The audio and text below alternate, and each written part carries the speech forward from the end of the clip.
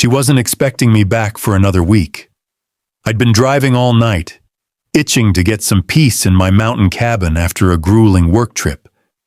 But when I pulled into the driveway, my headlights froze on something unreal. 3 unfamiliar cars parked like they owned the place. I stepped out, and before I could even grab my bag, the door swung open. Karen stood there in her pink robe, holding a mug like it was her house.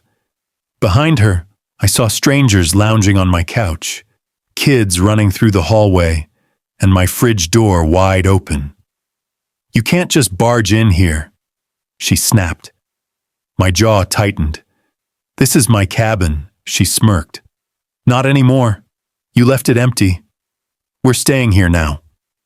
Then, without breaking eye contact, she pulled out her phone and barked into it. "Yes, officer. He's trespassing. Get here fast." I froze for a second, trying to process what I just heard. The audacity was unreal. Within minutes, flashing blue and red lights cut through the trees, and 2 men in cheap-looking uniforms stepped out of an unmarked SUV. Their badges looked off. Karen marched toward them like she was the queen of the mountain. "That's him," she pointed at me. "He broke in while my family was here." One of the fake cops nodded and stepped closer, hand on his belt. I kept my voice calm. "Before you try anything, maybe you should see this." I pulled my phone from my pocket and opened the live feed from my cabin's security cameras. Footage clearly showing Karen's husband kicking my door open just 3 days ago, her dragging in bags, and her teenage son tossing my clothes into garbage bags. Karen's smug smile faltered, but she still hissed, "That's edited. He's lying." The officers glanced at each other, suddenly less sure. That's when I said, "Funny thing. I'm not just the owner of this cabin. I'm also the county's deputy sheriff." The moment those words left my mouth, the color drained from Karen's face. Her husband, who had been slouched on my couch moments ago, appeared in the doorway, frozen like a deer in headlights.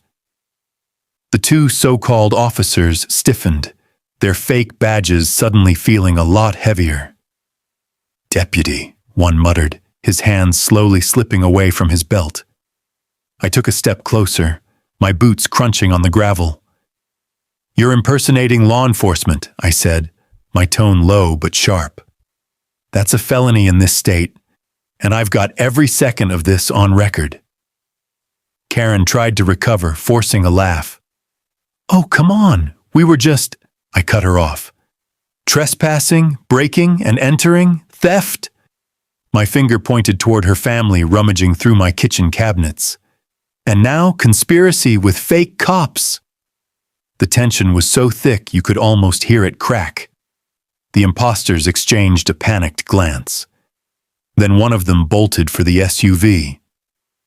That was the moment the sound of real sirens echoed up the road, growing louder by the second. Karen's eyes went wide. "Wait, you called them?" I smiled. "No, they were already coming." The real sheriff's cruiser screeched to a stop beside my truck, dust swirling around us. 2 uniformed deputies stepped out, hands resting on their holsters, scanning the scene. Karen immediately ran toward them, tears streaming down her cheeks. "Thank God you're here. This man broke into my—" "Ma'am," one deputy interrupted, holding up a hand. "We've already seen the footage." Her words died in her throat. The other deputy's radio crackled, and I caught him saying, "Confirmed. Property registered to Deputy Carter. Suspects are trespassing." The fake cop, who had stayed behind, suddenly found his voice. "This is a misunderstanding." "Save it!" the sheriff's deputy snapped, yanking the counterfeit badge from his chest. "You're under arrest for impersonating an officer." Karen's husband stepped forward like he was going to argue, but the moment a real badge was flashed in his face, he backed away. Her teenage son tried to slip out the back door, only to be met by another deputy circling around. Karen turned back to me, her voice trembling. "Please, can't we just forget this?" I looked her dead in the eye.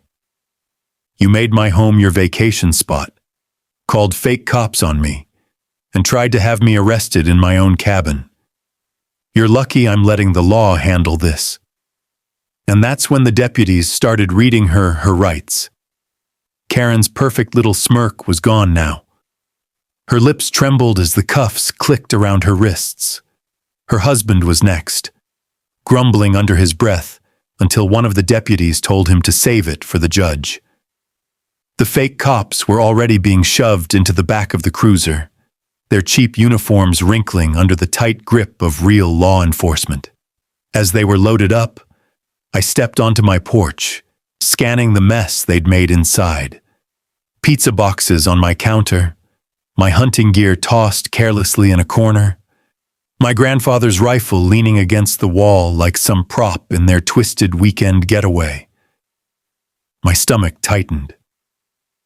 Karen turned to me one last time before the deputy closed the door. "You don't have to do this. We were just living in my home, eating my food, wearing my clothes, and then calling fake cops to arrest me for it," I cut in.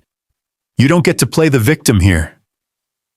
The cruiser doors slammed, muffling her protests. The sheriff walked over, handing me a copy of the incident report. "They'll be facing multiple charges, and those impersonators, they won't be seeing daylight for a while." I nodded, my eyes on the fading taillights as they disappeared down the mountain road. The silence that followed was deep, but I had a feeling this wasn't over. I was right. 2 days later, I got a call from the county clerk.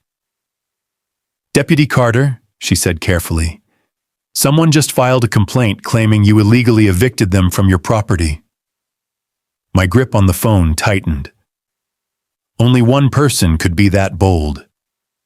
Sure enough, attached to the paperwork was Karen's name, along with a handwritten statement saying her family had a verbal agreement to stay in my cabin in exchange for keeping it clean.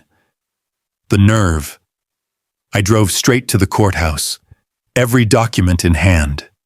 My deed, the security footage, even the arrest report from 2 nights ago. When I stepped inside, Karen was already there, sitting prim in her floral dress, like she was the wronged party. She didn't look at me, but I could see her jaw clench when the clerk asked her, "Ma'am, do you have any proof of this agreement?" Her voice wavered. It was verbal. The clerk's pen stopped mid-scribble.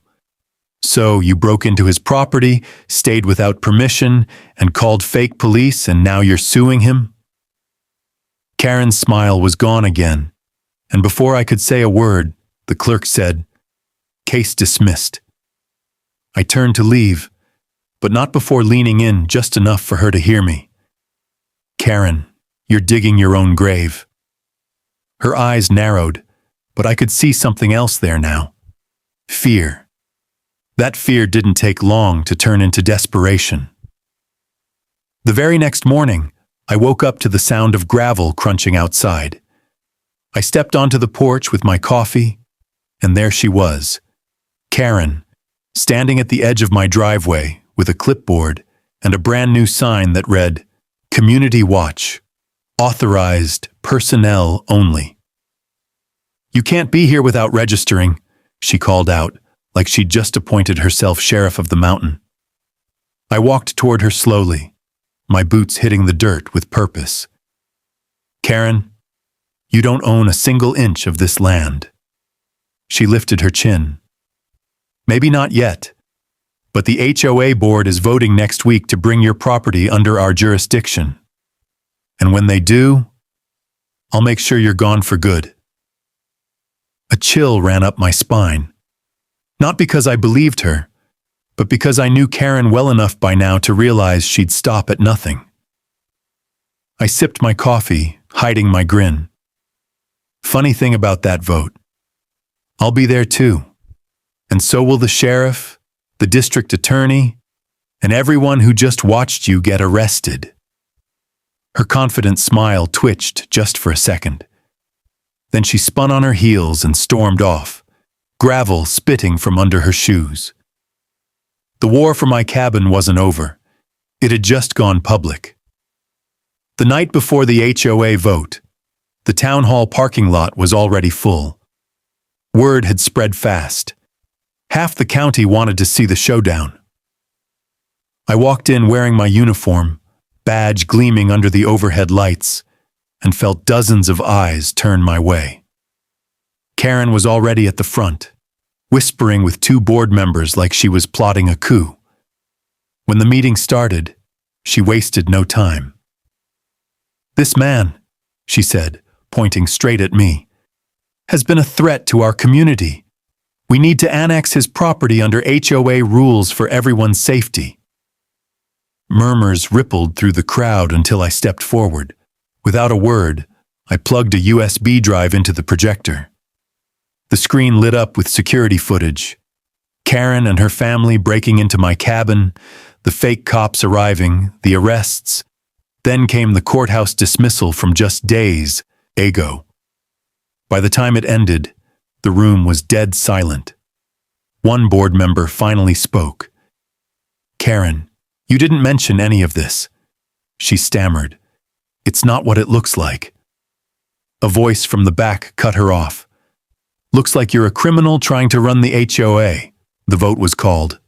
Every single member voted against her proposal. Then, in a twist I couldn't have scripted better, they voted to remove Karen from the HOA board entirely. The look on her face was pure defeat, but I had a feeling she still had one last move left in her. Karen's last move came 2 nights later, a desperate attempt to sneak back into my cabin. But this time, my motion sensors lit her up like a stage spotlight. The sheriff's deputies arrived within minutes, catching her halfway through my window with a duffel bag. She didn't fight when they cuffed her. She just stared at me with pure hatred. As they drove her away for the final time, I stood on my porch, the cool mountain air settling around me. My land was safe, my home was mine again, and Karen's reign was final.